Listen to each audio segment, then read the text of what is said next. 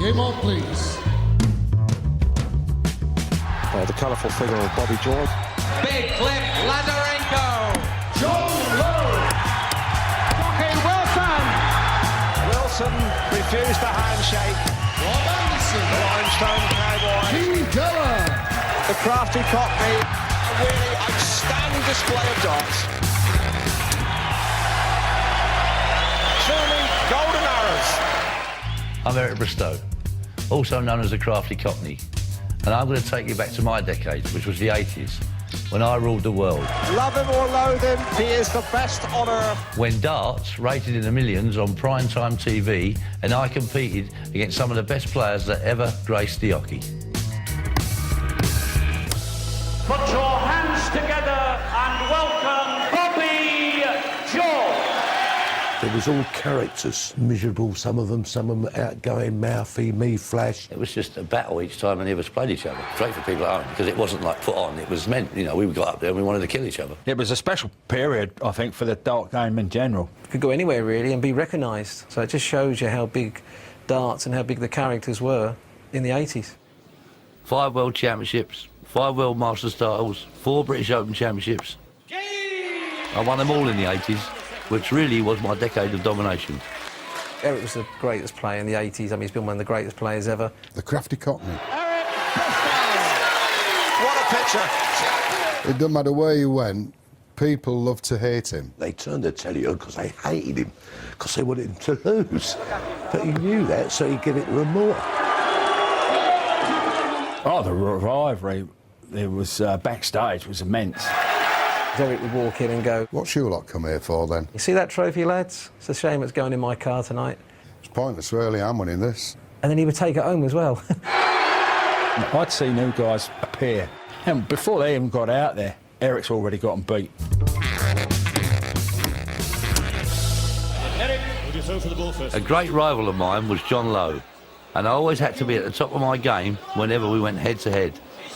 I think they were chalk and cheese. I mean, their abilities were second to none on the dartboard. There was a rivalry there. Eric, at no time did he want John Lowe to beat him. Ever. That's the order, please. 20 Yes, clearly Lowe to has won the advantage. This was an unforgettable battle between me and John Lowe, and it went all the way to sudden death. Thank you. £5,000. Now with what?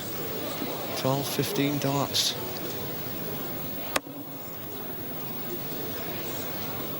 $100.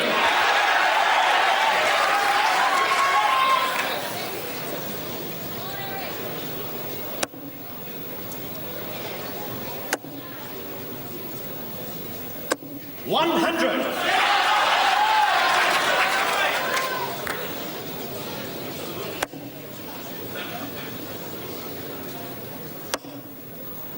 Again, that's 80 scored, second dart in the treble.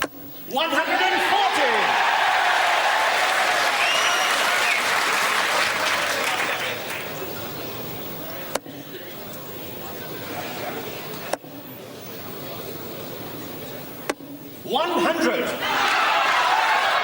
Again, Lowe is just shading ahead. It's all going to be decided here after another superb exhibition.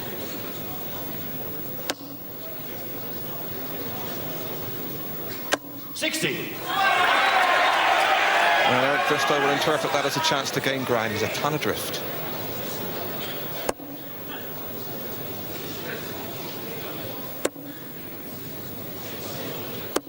$100. Absolutely levels it up.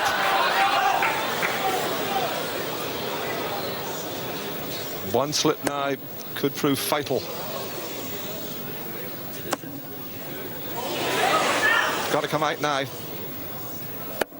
135. This leaves him 66 and Bristow back on 201. 60. John requires 66. Thank you. 3 10s will surely be his first objective, then 2 18s. It's a 15. Should stay there, really. Oh, he's missed it critically. Unbelievable.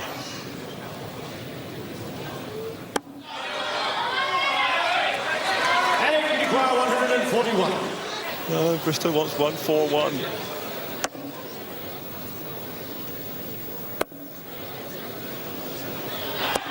John requires The considerable calm of John Lowe. Be the final factor in this fantastic final. You could hear a teardrop. I put my darts in my top pocket because if you can have a shot at a double, you don't expect to have a shot with Lowe. And he missed. Oh, you can't afford to do that. So I thought, that's handy. No, Bristow. Will he miss? I don't think he will. So I just went up there and I hit me double and He won't. thank you very much and give Tony Green a kiss and shook John Lowe's hand, and that's like one you've nicked, really, you know, because you don't expect to win that. Isn't it super to see it ending on that kind of note? Eric would shout his mouth off, but he did back it up, and you can't argue with that. The reigning champion, Eric Bristow. I've had a few tournaments where I've gone in and murdered everybody since the word go, and that was one of them as well. His opponent, Keith Deller. It was a massive tournament for me that really could have changed my career. Well, it's good to see the Gunner fella back in a big television final. In the year that followed, after he beat me in the World Championship of '83, Keith's life changed and the media pressures took its toll on his world rankings. I beat John Lowe, I think, in the quarterfinals on the way. That kept me in the top 60 in the world. And then I played John Walls in the semis and Eric in the final. But Eric could see that once I'd got to the final, the job had been done. And he sort of jumped on that pretty quick. I wonder that Deller needs to take this leg. Otherwise, his chance in the 1984 Masters is gone. 140! It's a punishing opening from Eric Bristow.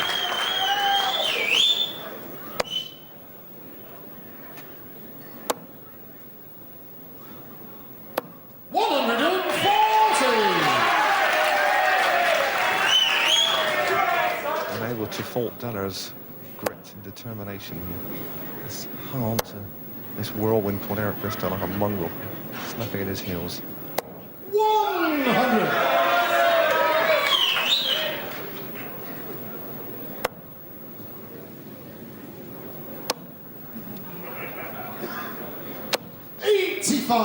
Retrieving a situation which was fast slipping away from him there, Deller.